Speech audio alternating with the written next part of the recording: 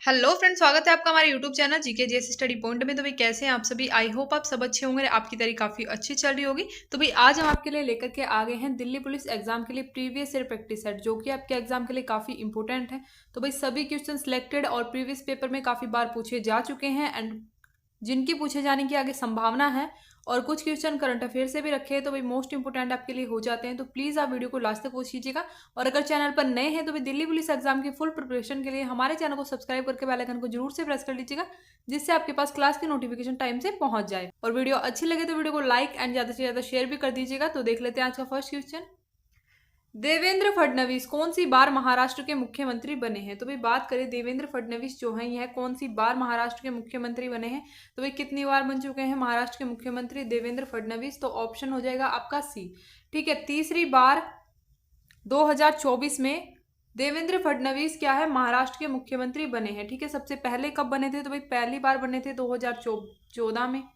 ठीक है, सेकंड बने थे 2019 में, और अगर बात करें तो तीसरी बार बने हैं 2024 में। ठीक है, तो ये आप टाइम पीरियड भी नोट डाउन कर लीजिएगा। करते हैं नेक्स्ट क्वेश्चन की ओर। भारत का अंतिम मुगल सम्राट कौन था। तो भाई बात करें भारत के अंतिम मुगल सम्राट, तो आपसे एक क्वेश्चन और पूछा जाता है कि मुगल सम्राट की नींव किसने रखी थी। तो भाई मुगल सम्राट की जो नींव रखी गई थी वो रखी गई थी बाबर के द्वारा। ठीक है, बाबर ने 1526 में। ठीक है, बाबर ने कब रखी थी 1526 में मुगल वंश की नींव रखी थी। ठीक है, और अगर हम बात करें भारत के अंतिम मुगल सम्राट की, तो भाई मुगल सम्राट कौन था बहादुर शाह द्वितीय। ठीक है, बहादुर शाह द्वितीय क्या थे अंतिम सम्राट थे। ऑप्शन सी राइट आंसर हो जाएगा। और अगर बात करें कब इन्होंने शासन करना स्टार्ट किया था 1837 में।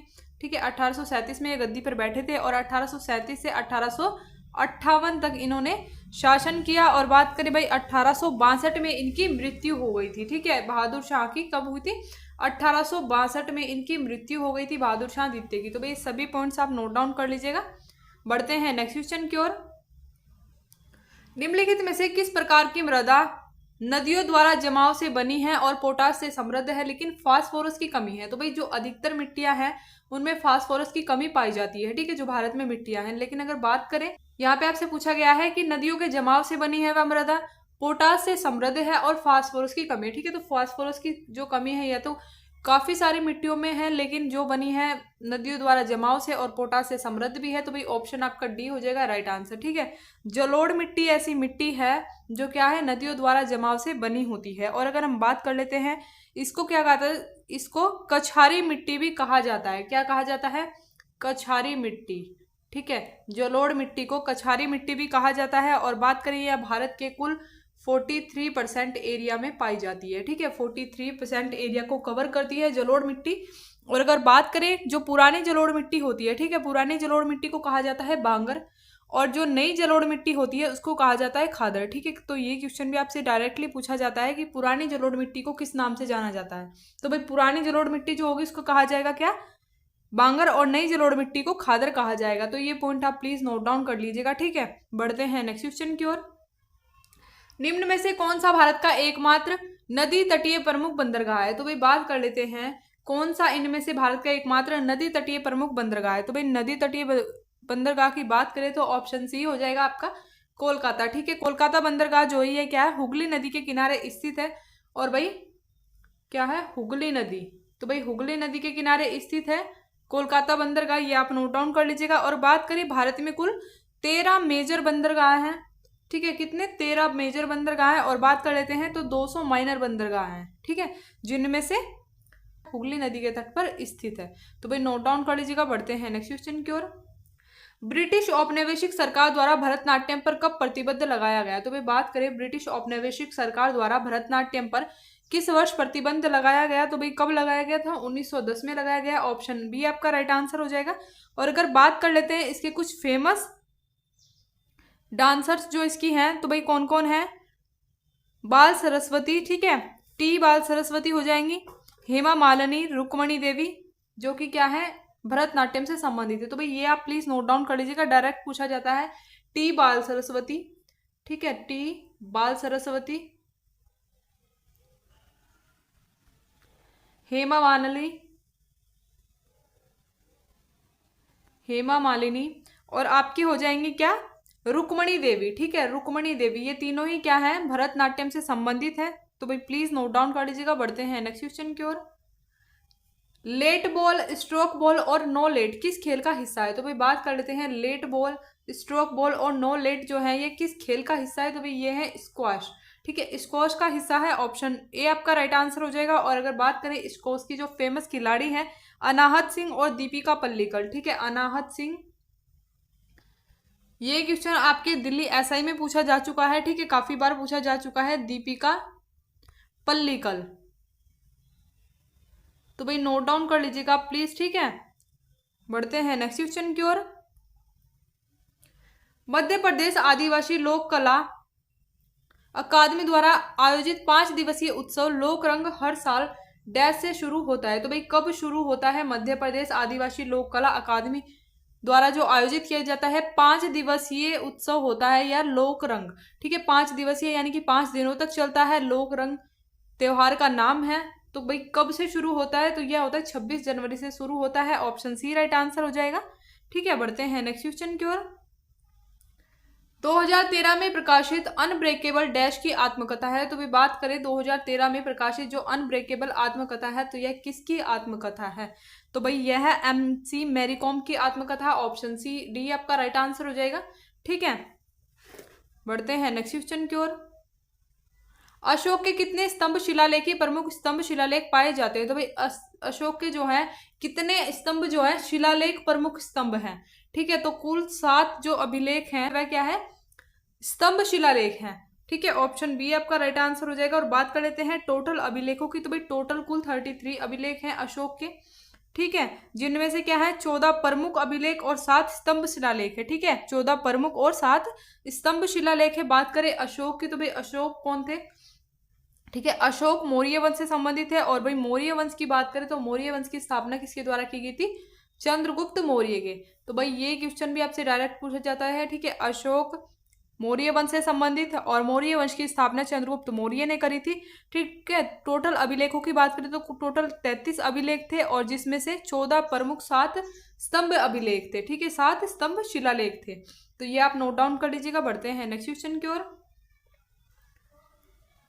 निम्नलिखित में से कौन सा उपन्यास R.K. नारायण द्वारा लिखा गया और इसी नाम से हिंदी फिल्म में भी रूपांतरित किया गया है? तो भाई बात करें कौन सा उपन्यास R.K. नारायण द्वारा लिखा गया है और इसी नाम से हिंदी फिल्म में रूपांतरित भी किया गया है?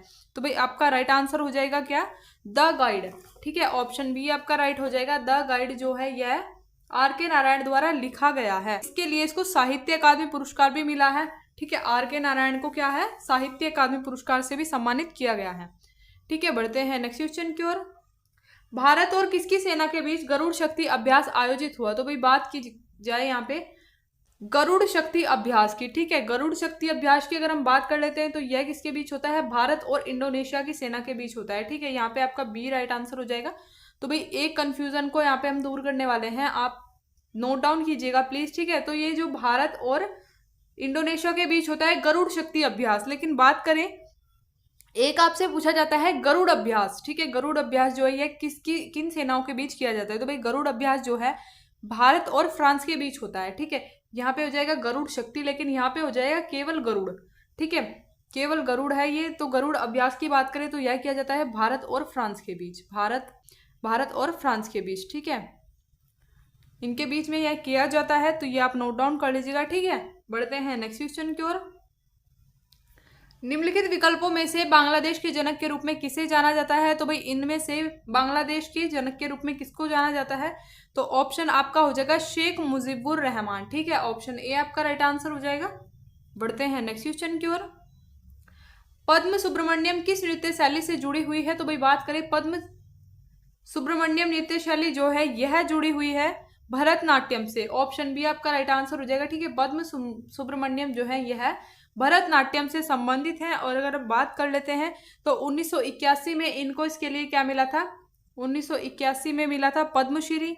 ठीक है, बात कर लेते हैं 2003। ठीक है, 2003 में इनको मिला था पद्म भूषण और 2024 में फिर इनको मिला था 2024 में इनको मिला है पद्म विभूषण। ठीक है, तो भाई 1981 में पद्मश्री, 2003 में पद्म भूषण और बात करें 2024 में इनको मिला है पद्म विभूषण। तो भाई इसको नोट डाउन कर लीजिएगा। बात कर लेते हैं भरतनाट्यम की। तो भाई भरतनाट्यम जो है यह संबंधित है तमिलनाडु से। ठीक है, और अगर हम बात कर लेते हैं कथक की, तो भाई कथक किस राज्य से जुड़ा है, तो यह उत्तर प्रदेश।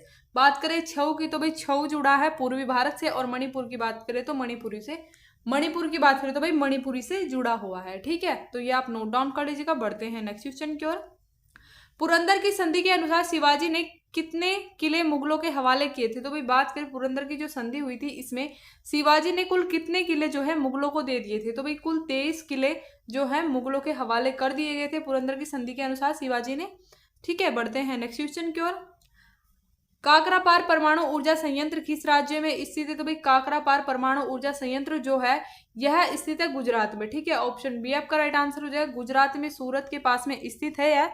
और बात करें इसकी शुरुआत की, तो भाई 1993 में, ठीक है, 1993 में इसकी शुरुआत हुई थी काकरापार परमाणु ऊर्जा संयंत्र की। और भाई कुछ क्वेश्चन हम इससे रिलेटेड और आपको बता देते हैं, ठीक है। प्रथम परमाणु ऊर्जा संयंत्र अगर आपसे पूछा जाए, ठीक है, प्रथम परमाणु ऊर्जा संयंत्र पूछा जाए तो भाई तारापुर जो कि महाराष्ट्र में स्थित है, ठीक है। प्रथम हो जाएगा आपका तारापुर, महाराष्ट्र में स्थित है, ठीक है। और अगर हम बात कर लेते हैं इसकी स्थापना कब हुई थी, तो भाई 1969, ठीक है, 1969 में प्रथम परमाणु ऊर्जा संयंत्र की स्थापना। 1969 में बात कर लेते हैं द्वितीय परमाणु ऊर्जा संयंत्र भी आपसे पूछा जाता है, तो भाई द्वितीय परमाणु ऊर्जा संयंत्र जो था रावत भाटा, ठीक है, कौन सा, रावत भाटा। और बात करें इसकी स्थापना कब हुई थी, तो भाई इसकी स्थापना हुई थी 1973 में, 1973। और अगर बात कर लेते हैं कहाँ पर स्थित है, तो भाई राजस्थान में स्थित है रावत भाटा, ठीक है। कहाँ पे स्थित है, राजस्थान में स्थित है। तो ये सभी पॉइंट आप प्लीज नोट डाउन कर लीजिएगा। बढ़ते हैं नेक्स्ट क्वेश्चन की ओर।